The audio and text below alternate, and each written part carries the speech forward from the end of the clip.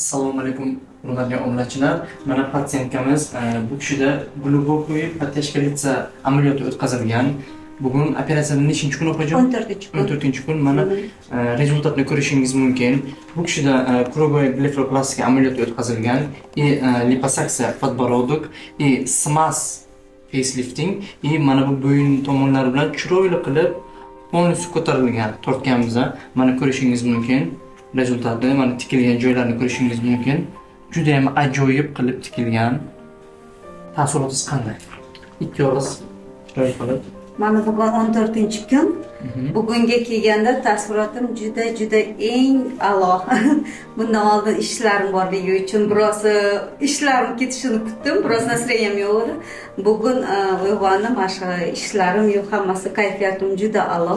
Kattakon rahmat sizlarga. Opajon, hamisha yosharib yuring. Rahmat. Hamisha yosharib, sizlar boshqa biz yasharib yuramiz. Rahmat kattakon. Sog' bo'ling.